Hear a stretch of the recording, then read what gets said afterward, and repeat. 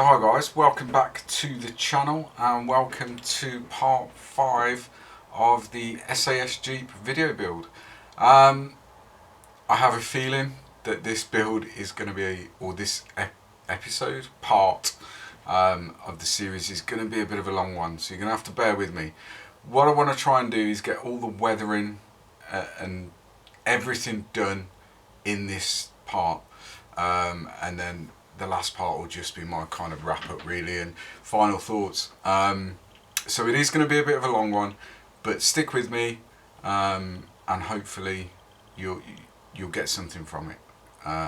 So we're going to get everything weathered, all the stowage attached, clear coats, all that stuff, and that's it. So I think without further ado we'll head down to the bench, and we'll get cracking on the weathering and making it look like I want it to look, hopefully. Fingers crossed. Thanks. See you down at the bench. So we're going to start doing the chipping on the vehicle. As you can see, it's all looking very clean and pristine currently, which they certainly from reference pictures did not look like when they were operating in the deserts of North Africa. So the way I'm going to do it is I'm going to do some sponge chipping. So I've just got bits of foam that I've just cut off a sponge and ripped into random shapes, and then we're going to do some old school traditional dry brushing just with a generic brush. Once that's done, we'll then add some panel line accent in dark brown just to make it pop a little bit, and then once all the vehicle itself is done, then we'll add the rest of the stowage. I've added the jerry cans at the rear just because I'm going to chip around these bits here, so they need to be in place just to get it looking uniform and as if it's meant to be there. So the colour I'm going to be used for the chipping is Vallejo model colour, German grey, which is a very dark grey, almost black. And I think it's 70915. As you can see, it's well used, but yeah, so that's the colour I'm going to be using. The palette is just an old coffee container top. I saved these, they're really good for this. So we'll decant a little bit of paint into there and then we shall crack on. So we'll give it a good shake. What we're trying to do is just get areas of chipping where the crew would have been climbing in and out of the vehicle. There'd be natural wear and tear from the terrain. So I'm using reverse action tweezers to hold the foam, and then we're going to dip it into the paint and then essentially dab it on some kitchen roll tissue paper until essentially it looks as though, to our eye, there's very little or no paint at all on the actual foam itself.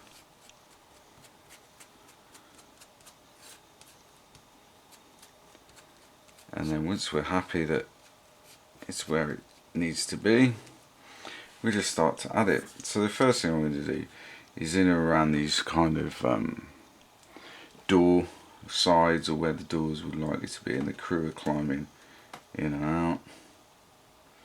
So we just very randomly add the chip in and over some of the raised detail, and then again the sides here where things would have been in and out of the vehicle.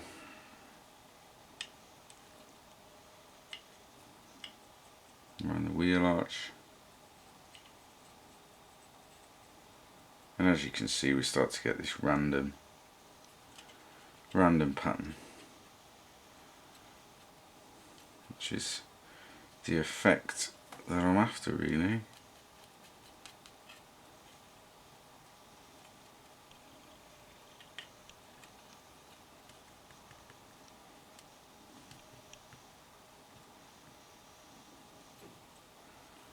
Now it can look a bit stark at first and a bit overdone, but as we'll see later on in the weathering process, this will blend in quite well, and we'll get the effect that we're after. So that's one side done. As I say, at the moment it can look a bit stark. Hopefully that will pick it up. A bit stark and a bit kind of overdone at this point. But as we go on, you will see how that will be taken back and make it more natural, more kind of blended in. So there we go. So the rest of the chipping I'm going to do off camera. You've seen one side, and really simple, it took seconds. So the rest I'll do off camera, then we'll come back and have a look at how it is once it's all done, and then we'll move on to the next stage. Okay, I shall carry on. Oh, not my camera, look at that, just as I started.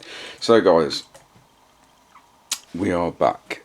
So as you can see, hopefully that'll pick it up. We've now got all the chipping all over the vehicle, back, and really dirtied it up. What we've also done is the jerry cans at the back, and I did some chipping there on the interior itself, although the shadow is hiding that somewhat on camera. But all the chipping is done, all the underneath is all chipped. So I'm happy with the effect we've got for now. So next thing we're going to do is we're going to add some panel line accent. So just to pop some of the details really. So this is the stuff we're going to be using, which is Tamir's panel line accent colour, dark brown. Now you need to apply this over a gloss coat. So before this process was started, I just gave a quick coat of aqua gloss all over the vehicle, because what we're going to do is apply this, and we're going to leave it for sort of 30-40 minutes and then just take off the excess. So in here we have obviously the little brush, and we're just going to pick out some of the details. So the bonnet just there, and just let the capillary action take it in, and it just makes it pop a little bit. And we've got here around the gun mount with the rivets, and just a little bit. So this isn't weathering as such, we're not trying to create any kind of weathering effects other than just make some of the details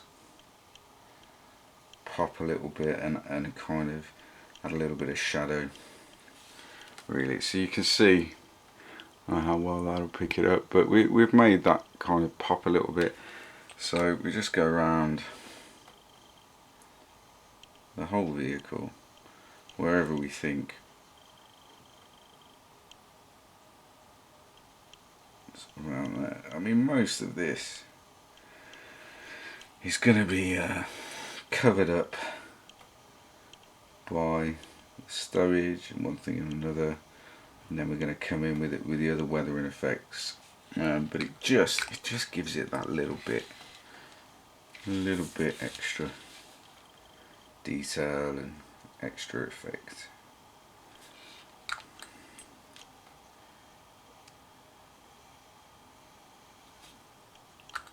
Which is what we're after.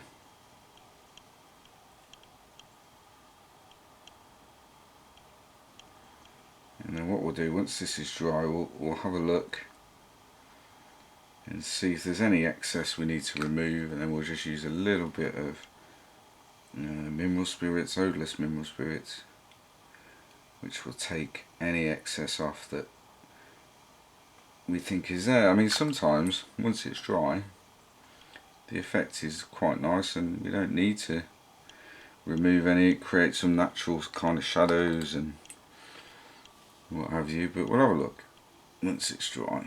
As I say, after about 30-40 minutes, that should be plenty of time. So just around the condenser on the front here, around the top, just add a little bit in there,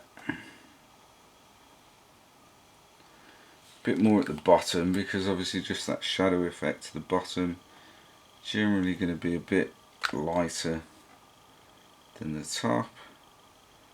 On the bumper, around the rope. You may need to come in later in the weathering stage and just highlight this rope a little bit.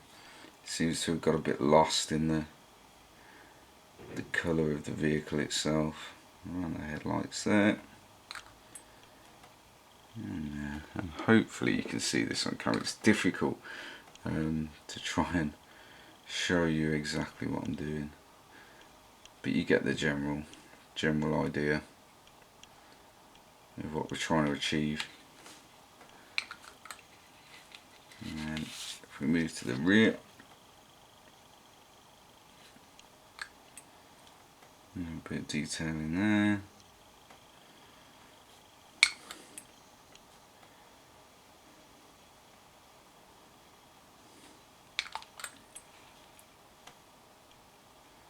Just around the base of the jerry cans and the racking. And it's great stuff, this. I've got the whole range, all the different colours. You've got greys, blacks, browns, some flesh type colours.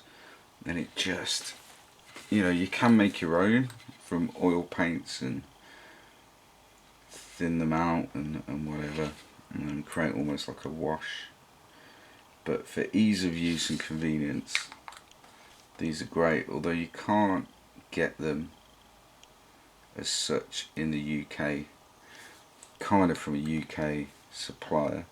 I don't know why. It must be something to do with the chemical makeup probably, or labelling or something. You can't order them direct from anywhere in the UK, so you have to kind of do an internet search and get them from abroad. I got these from, I think they were direct from Japan, but obviously I was very cautious, well, not cautious, but very worried that I was going to get hit with import duty and all that sort of stuff, but I was lucky and I didn't. They took a while to get here, probably about 6 weeks after ordering, and getting a bit jumpy to see whether it's kind of been intercepted by our friends at UK Borders, but no, they turned up and everything was good, and I think I paid, looking back, probably, I think it was about £55 posted for the whole set, and you get seven shades or 7 colours in the set. So I didn't think that was too bad, and I love the products. Again, it's Tamiya. You can't really go wrong with I say all of their stuff. Most of their stuff is good, and you kind of know it's quality stuff. So I'm quite happy to pay that little bit extra for something I know, I'm very confident it's gonna work and do what I want it to do. But as I say, you can easily make your own with oils and what have you if you've got the time. For me, it's just convenient. I'm a lazy modeler, and if I can buy a product that's pre-made, pre-mixed, and I know it's going to work, then that's what I'm going to do. So we'll just go around the bottom, bringing out all this detail. The bottom's not, you don't have to be too careful, because obviously the bottom of the vehicle is going to be way dirtier, way more grimy than the top. So actually it doesn't really, you don't have to be delicate at all.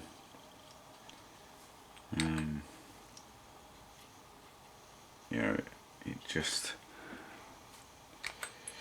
is what it is. So yeah, we can use loads of it now. Really, it doesn't. What's it, loads? It just naturally goes into the details of the vehicle. And there we go. So that'll do us. So we'll give that 30-40 minutes to dry, and we'll come back and see if there's any kind of excess that we need to remove, or if we're happy with the effect. Yeah, so as you can see, it's all on now, and hopefully when we come back and it's all dry, we have a look at it, remove any excess we need to do, and then it'll be a case of attaching the stowage. And we're getting there now. It's starting to look like an SAS Jeep, which is obviously the effect we were going for.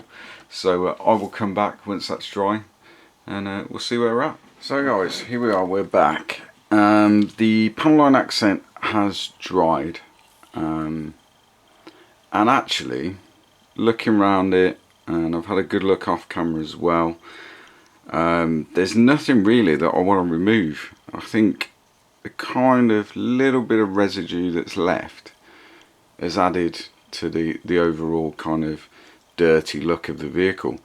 So I'm quite happy with it as it is. So yeah, that's a bit of a bonus. We don't have to go around and remove that. Well, I'm certainly not going to. I'm quite happy with the way it is. So what we need to do now is attach all the stowage. So I'm going to do that. Once the stowage is attached, then I'm going to add some extra detail of straps, and I'm going to be using a zoo tape, which I'll show kind of a bit later on. But yeah, so I'm gonna show that. But anyway, so without further ado, let's start attaching the stowage. So again, I'm going to be using extra thin. Hopefully that'll be enough. There may be some areas where I need to use some CA glue, but we'll see. So if I zoom out just a little bit, because I don't want my hand kind of covering anything. So first thing is I'm going to put the jerry cans and a tarp roll on the front onto the bonnet. The strap detail is already moulded onto the jerry cans here. So we're going to go for kind of that sort of position. This tarp roll was actually one out of the spares box rather than the one from the kit, and I think that kind of looks how I want it to look. So if we can see just there, if that will hopefully focus. There's a lot to, it's not focusing at all, is it? See if I can zoom out a little bit. So there, that's better. So that's the kind of look we're going for there. So yeah, let's get those glued in place. So what I'm going to do is I'll glue the jerry cans on first, just because it gives me kind of that line to work to then. So a little bit of extra thin on the jerry cans there, and obviously all this stowage was painted off camera. As I say, I don't propose to go over old ground as such. If you look at the Pink Panther build series on the channel, I kind of show how I paint the stowage, all the extra details that I'm going to be adding to the kit. And again, we just put extra thin all the way around here.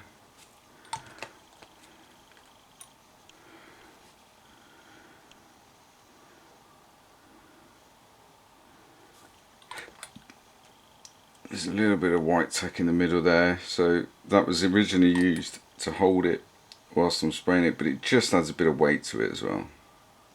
So that will be left in there, and then we'll place that on the bonnet like so, and then gently push those into place, and we're off. We have some stowage. And these vehicles from reference pictures were massively loaded up with kit and fuel and ammunition and everything else, so that they could operate. Obviously deep behind enemy lines, which was the Long Range Desert Group's role, really. And it kind of was a bit of a thorn in the side of the German troops in that area of operations in North Africa, and ultimately contributed to Allied success. So really, with the stowage, there's no hard and fast rules where you place it. You know, I would imagine that all of these vehicles, yes, there'd be jeeps, but the crews and the operators on them would essentially put stuff wherever they wanted, whatever worked for them. I wouldn't imagine there was hard and fast rules about what goes where. So you got a bit of what's the word? Artistic license, shall we say, as to where you want to place stuff. So we've got the Vickers magazines there. That will do, and then I'm going to put jerry cans on each side. So again, a bit of extra thin, and that should be enough to kind of hold them in place. We'll put a little bit on the bottom as well, and add some on the actual kit itself. Obviously at the moment things are still looking a bit shiny, but once we dull coat it, and then we'll go in with some pigments and that sort of stuff, we should be there. So again, we'll pop a little bit of extra thin on there, on the bottom, and a little bit on the vehicle itself. So essentially, guys, what I'm going to do, that's how I'm going to place all the stowage onto it. So I'll do the rest off camera. There's a fair bit of stowage to attach to this, so I'll do the rest off camera, and then I'll come back, we'll have a look at it as it is, and then we'll move on to dull coating and pigments. Okay, so I'll see you in a little while. So guys, we have attached all the stowage. The only additions really at this stage, I don't know whether, let's get my knife, whether you can see that. So I've just added some nylon string, the stuff you get in the Tamiya kits and whatever, same as I did at the front to create the rope.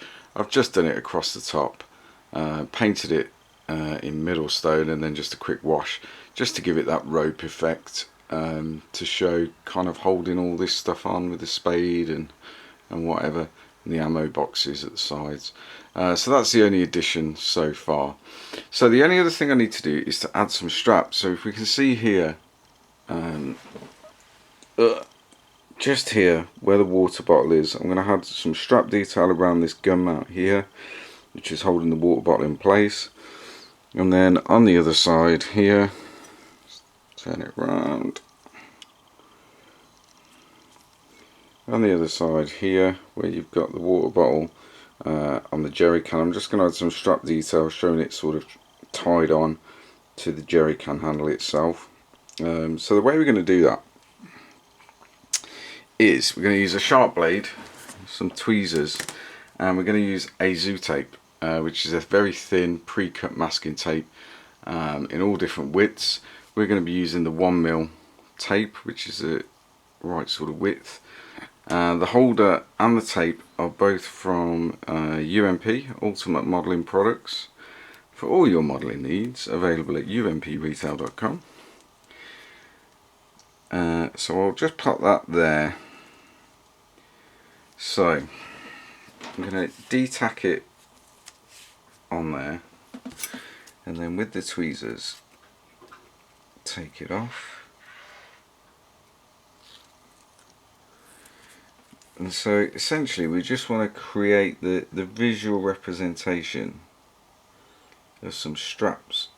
So I'm going to pop it onto the jerry can there, he says.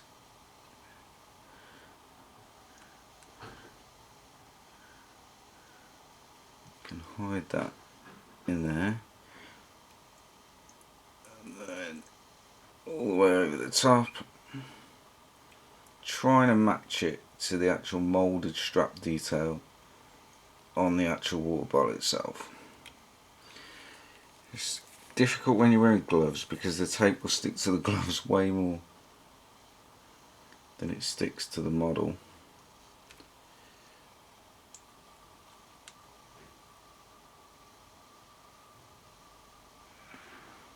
And the jerry cans come off, which actually might be a happy mistake because that may allow me better to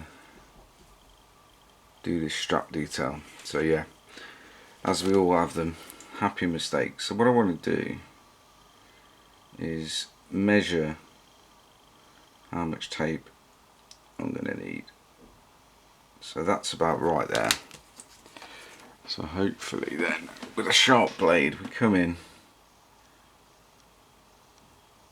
and cut the tape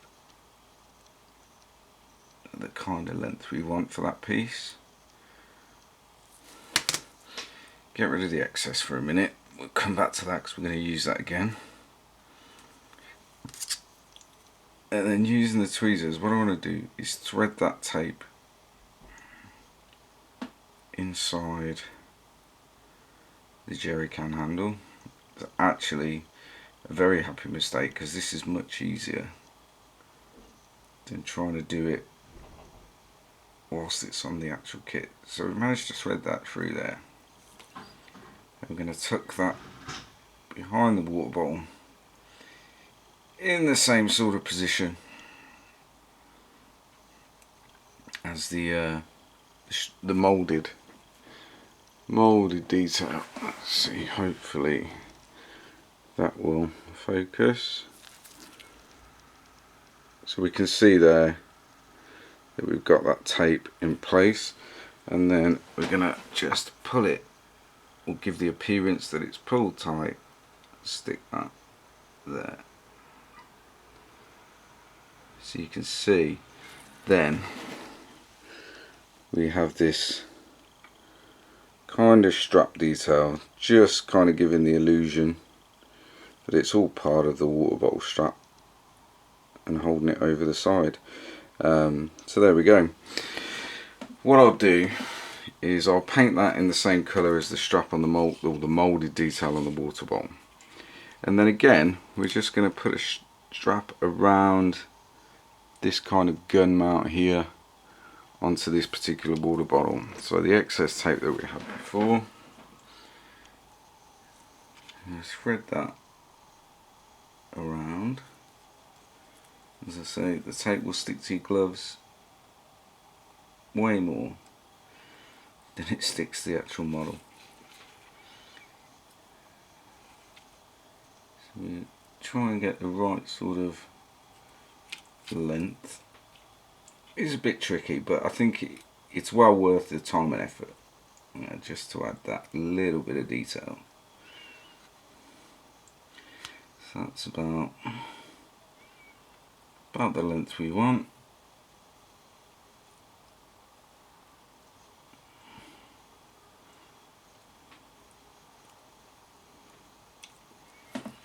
And then take this bit around, and obviously you want it right at the base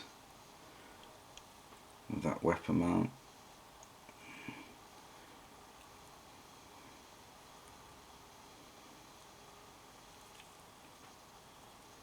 Very difficult to show on camera with and trying to do it at the same time, but we've got about the right length there, so we're going to cut it sort of there. So I'm just using some, these are Tamiya's decal scissors. Trying to do it so you can see, and there we go. Get rid of that excess. Don't think we're going to use that piece, but you never know, we'll keep it to one side just in case. And then we will manipulate the tape then into place. Again, apologies if you can't see particularly well. I'm trying my best.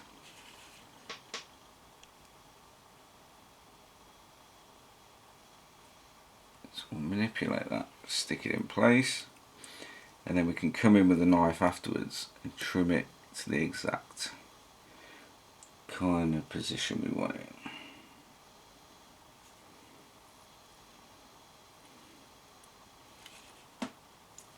These tweezers, these curved tweezers, are ideal for this because they just give you the ability to really get it where you want it.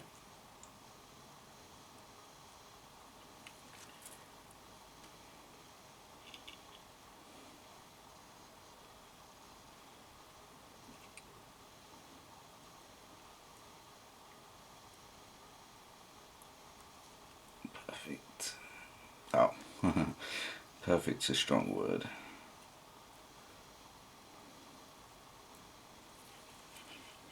So you can see, hopefully, I'll move it close once I've got it into place, but hopefully you can see how I'm doing it.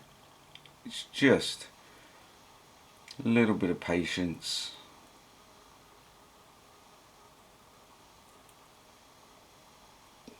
To get it kind of in the position you want.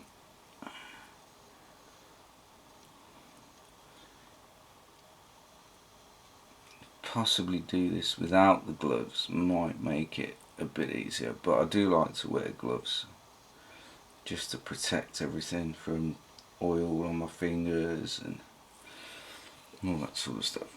So we'll manipulate that down because we want that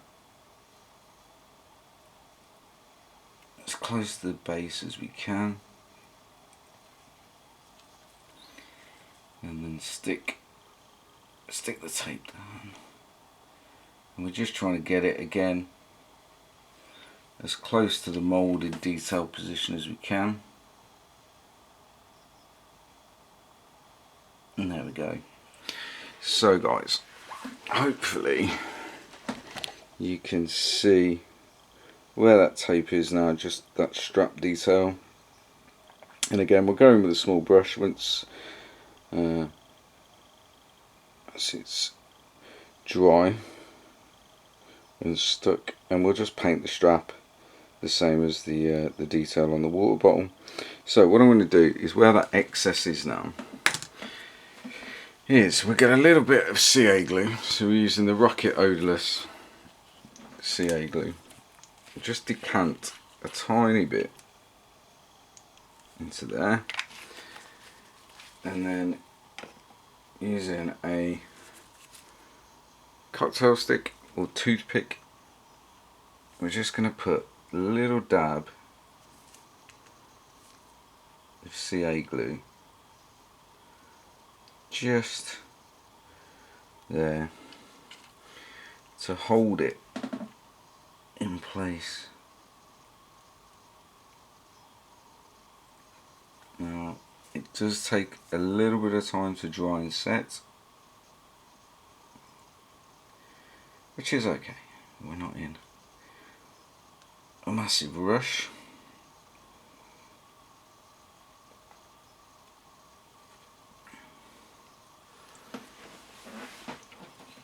And then it's risen up here a little bit. So what we'll do is dab of CA around the base of the weapon mount, and then with our tweezers we will just guide that down, just hold it in place. As I say, just take a little, it's going to take a while to dry and kind of set where we want it, but hopefully, there we go.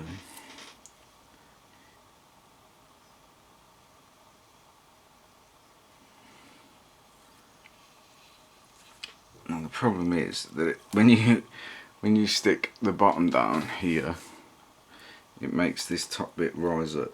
So if we hold that in place with the cocktail stick stroke toothpick, and then use the tweezers just to hold that in place just for a few seconds, just to give it that bite, that purchase where we want it.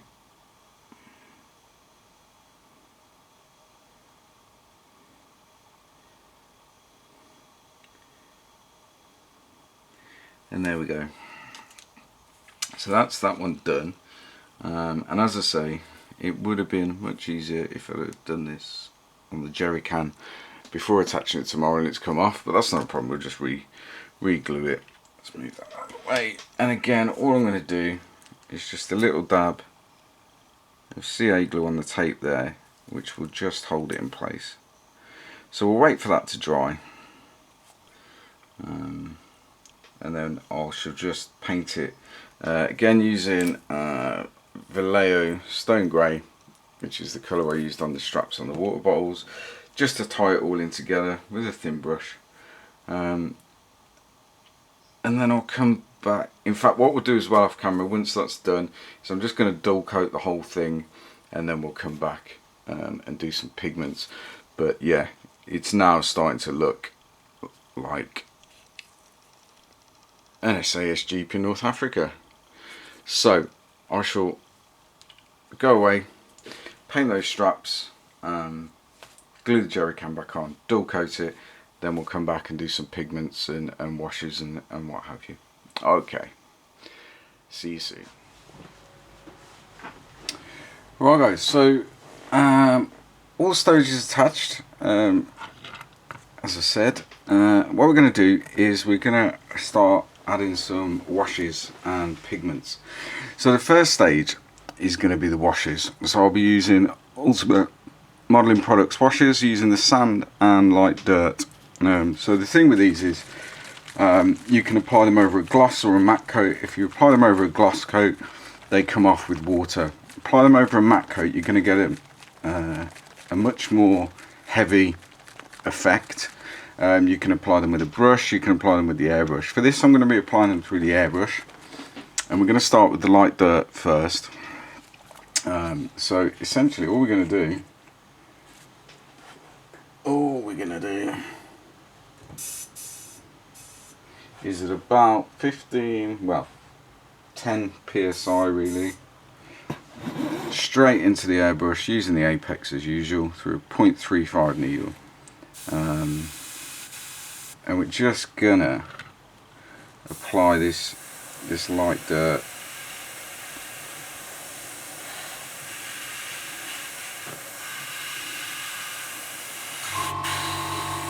sorry about the compressor, this won't take long. And we're just going to apply it around the bottom of the vehicle. As I say, we're over a matte coat, so it is going to stick pretty good.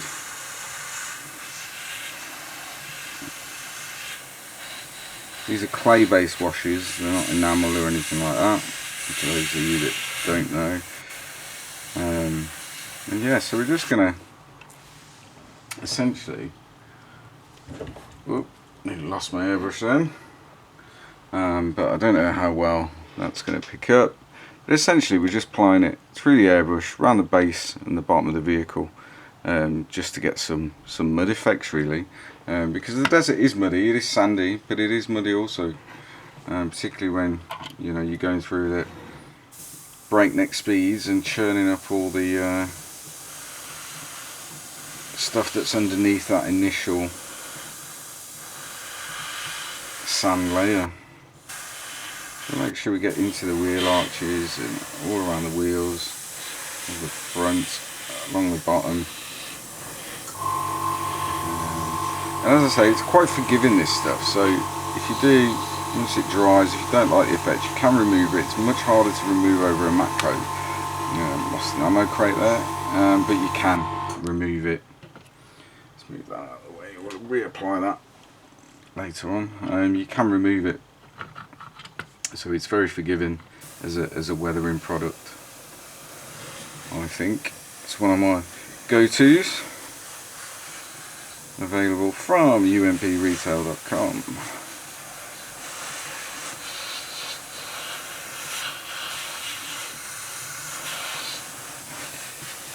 And there we go, so that'll do us.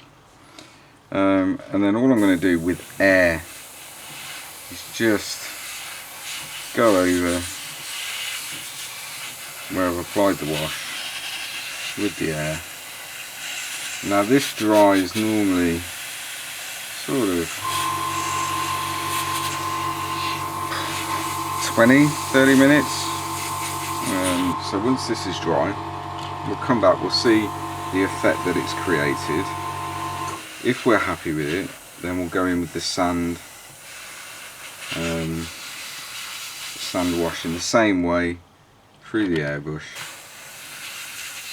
just so we can see where we're at is the plan.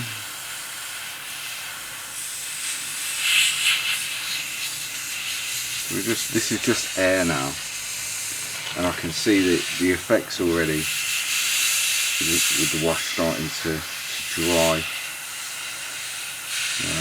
So we're just manipulating the wash into where we want it with air,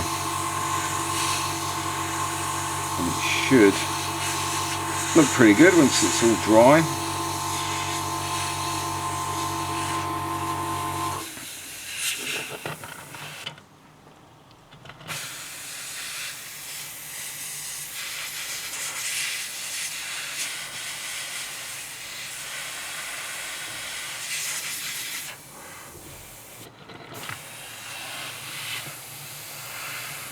So as I say, it's still wet, but if I show this to camera now, what you will see is we can see now, if I get my little stirrer, you can see now where it's starting to dry off, and it's giving us this kind of effect around the tyres and along the sides of the vehicle, and that's what we're after. So what we're going to do is we're going to let that dry naturally now. And then I shall come back, we'll go in with the sand, get the effect we're after, and then we're going to go in with pigments all over the vehicle to kind of give it that dust effect. So I'll come back once that's dry with the sand and we'll crack on.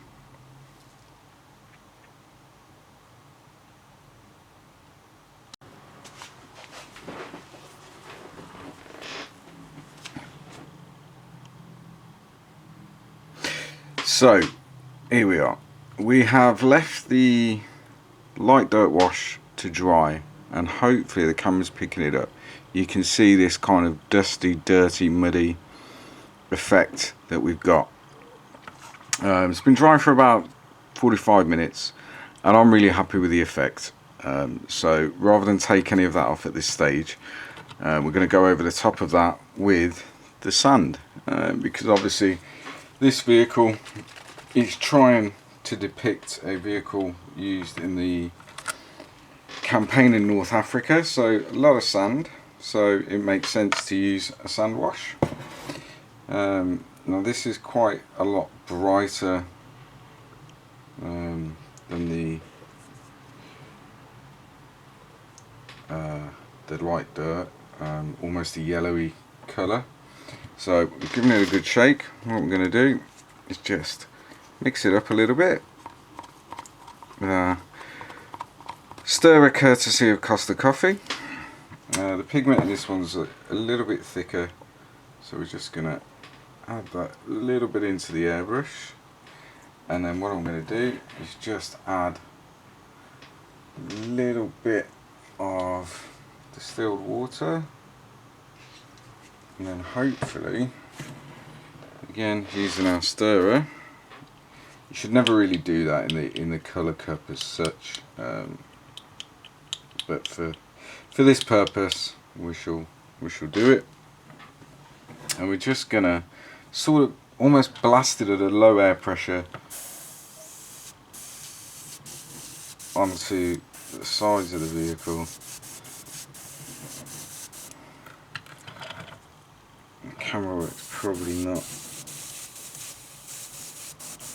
the best, but you kind of get the, hopefully you get the idea. So you're just randomly applying it over where we've gone with the light dirt and a little bit in the interior over the top, just trying to create dust effects. And then what we should do again is just come in with just air and start to dry it off. So this is just air now, so very little of the wash applied. You know, a bottle of this stuff will last you a long time.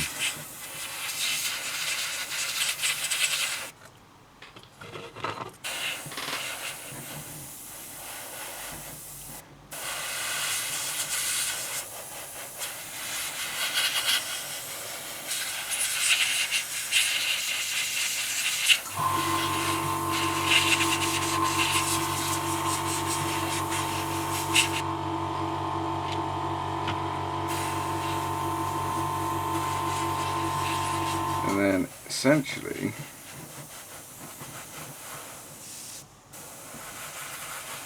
that's your lot. So what we've got is, let's put the lid back on that because I'm bound to knock it over. So we've got these kind of, you can see how much more yellow it is rather than the light dirt. These kind of sand effects on the vehicle itself. The underneath is all dry and muddy and everything else. So what we're going to do, if we get a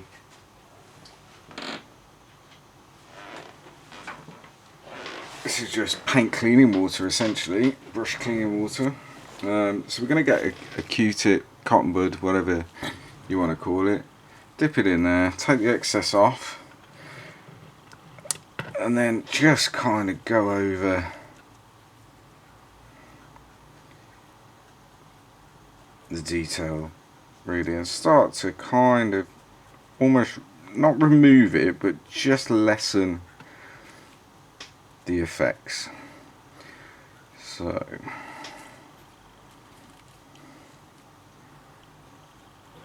hopefully I'll do this wheel and around the wheel arches and what have you.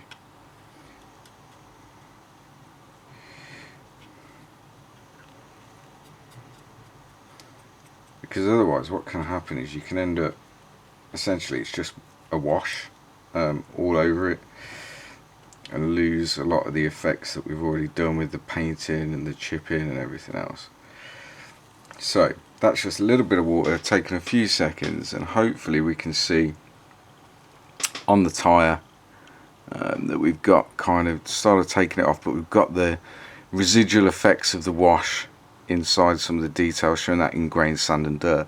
So I'm going to go around the whole vehicle and do that off camera, and then we'll come back, we'll have a look at it, and then essentially we're going to add some pigments, a dull coat, and that's it, we're done. So I should do the rest of that off camera, and I'll be back once that's done. Cheers. So we are back at the bench now. So as you can see, I've removed a lot of the actual wash, which has given us this effect of this residual dirt, grime, dust, which was the effect we were going for really. So all around the wheels, the side of the vehicle, the bottom. So last thing we're going to do is we're going to add some pigments.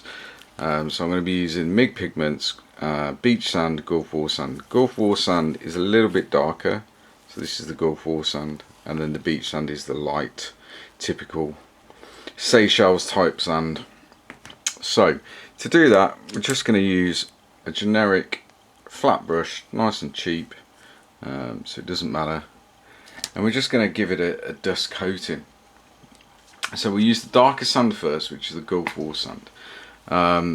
Now pigments you can apply them with pigment binder, thinner, to get different effects. There's plenty of videos out there on YouTube of that and how people use them in different ways. All I want to do with these pigments is just create this dusty look. So I'm not actually going to use any binder or anything. I'm just going to use the brush to work the pigments into where I want them to be. It is a messy task, so this paper will be thrown away afterwards. Keeps them off the cutting mat, because I don't want the pigments to be contaminating any of the builds or anything like that. And we're just working it in really to give this dusty effect, because lots of dust will be thrown up as this vehicle is travelling through the desert, and get kind of into all the recesses and over all the kit. And yeah, from first-hand experience of operating in a desert environment, it gets everywhere, it gets all over your kit, and once it's there, you ain't getting rid of it. So we'll just work our way around, adding this dusty effect.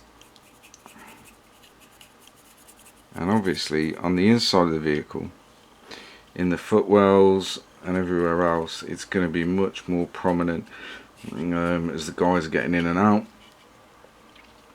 and on their boots and whatever. There's going to be lots of dust and sand and dirt and everything else in there. It's just working our way around really. You can use some of the excess that falls off on the mat or the paper that I've got down, but you know, pigments go a long way, particularly when you're using them like this just for the dust effects.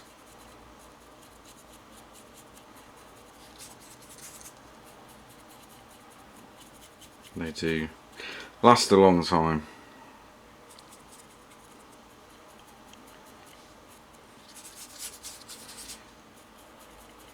What will happen if you're not using any binder or anything is you will get, you know, if you're moving this model around, you will get little bits of pigment dropping off it. Now what can happen if you apply a dull coat or a fixing coat to hold them in place, you can, if you're not careful, you can lose a lot of the effect that you've created, which is a bit of a shame. My view is, these are not toys. We're not going to be rolling around the desktop or the carpet or anything like that, making brum brum noises.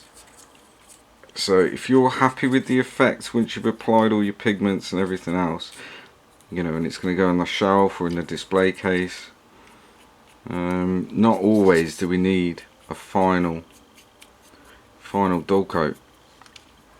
So there we go, that's the first pigment applied. That's the Gulf War Sand by MIG. And now we're going to use the beach sand. I'm not going to clean my brush at all, and this is a lot lighter, so I'm going to use less, and just try and pick out some of the higher areas, because it will change the colour tones and everything else.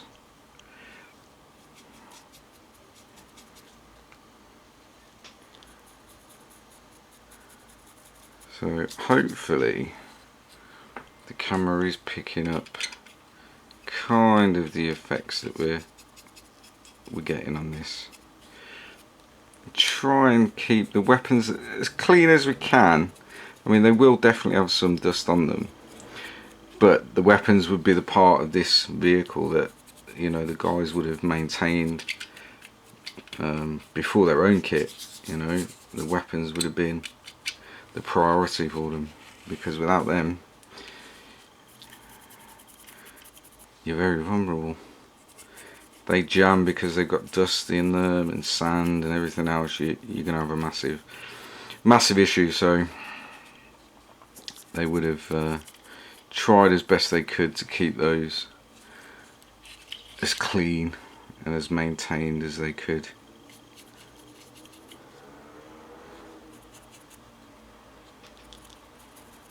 And ultimately, I mean, everyone's different. It's your model. Do with it what you want. But I do try, I'm not a rivet counter by any stretch, but I do try when I'm doing a build to try and think, right, you know, I'm trying to depict a vehicle or whatever it is that's been used in reality, and where would the priorities be for the crew, where would they want things in relation to the stowage, where would they, you know, keep it as clean as they could, where would the chips be when they're operating all over the vehicle. So I do try and keep that in the back of my mind when I'm doing stuff, to try, I don't always get it right, to try and keep it as an authentic visual representation of what it is probably the best way of describing it, really. So there we go. I'm happy with that. When you think you're happy with it, stop, because the risk is we end up going too much and applying too much and losing a lot of what we've already done. So there we go, we've got those dust effects on the vehicle now. So this will now be lightly mist dull coated just to keep those there, and then once that's done, I'm going to put it away, let it settle, come back to it in a couple of days, have a look at it, see if there's anything else I need to do. So the next bit of this video will be me face to camera, saying my goodbyes. So I'll see you all back face to camera really soon. Cheers. So there we go, part 5. Apologies for the time, but as I said at the beginning, I wanted to get all the weathering processes and everything done in this particular part, and I think we've done that. So as I said, I'm going to leave it a couple of days now, let everything kind of settle, if that's the right word, then come back to it with a fresh pair of eyes, but I'm pretty sure that I'm done. But it's always good to come back, you know, a few days after you finish, so you're not kind of snowblind in what you've been doing. Have a look at it, and just see if there's anything you've missed or anything you want to change. So that's it, that's part 5. I appreciate it's been a bit of a long video, but thanks for sticking with it. As always, if you like it, hit the like button. If you don't like it, hit the dislike button, but let me know why, and if you haven't already, then hit the subscribe button, so you can be notified of future videos up on the channel. Other than that, nothing else to say really. It is what it is, and yeah, it's been a good video for me to make, showing the processes that I've used, and that's it. So thanks for watching, stay safe, happy modelling, and I'll see you all in part 6 for my final thoughts. Thanks guys, bye bye.